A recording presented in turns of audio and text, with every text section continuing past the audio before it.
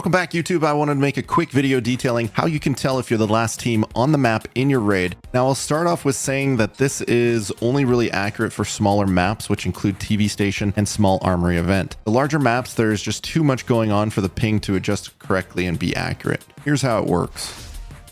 To know if you are the last team on the map, I'll make the easiest example to reference. Let's say you're playing with one other friend. Let's say I'm player A on West Coast.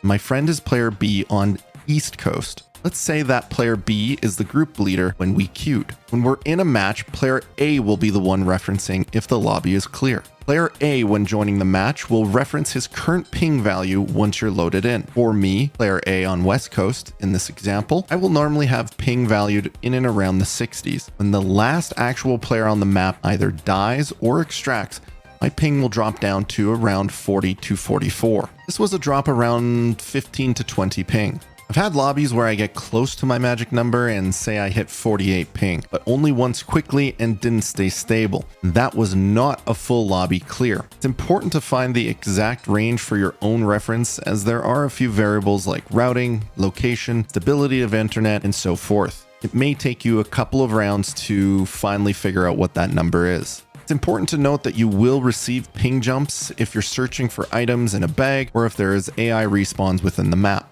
But when you're doing your ping check, be sure you're not doing any actions to see how the ping settles. So to recap, player A on West Coast starts raid, has a ping in the 60s, with his friend player B on East Coast being the host. The last person dies, I will, as player A in this example, see 44 ping and under.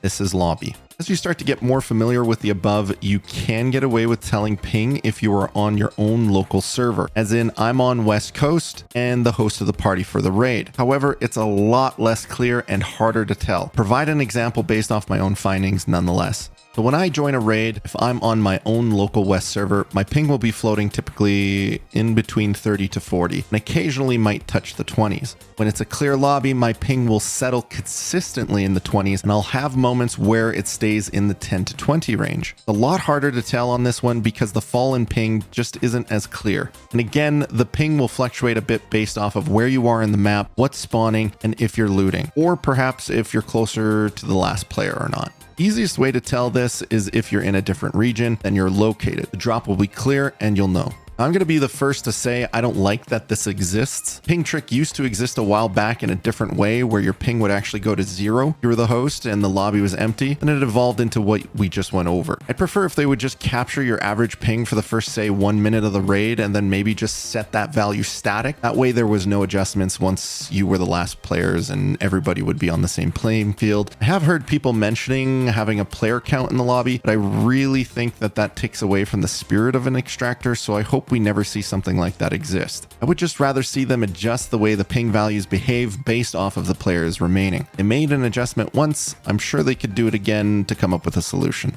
I hope this trick helps you on your journey in the TV station and small Armory map.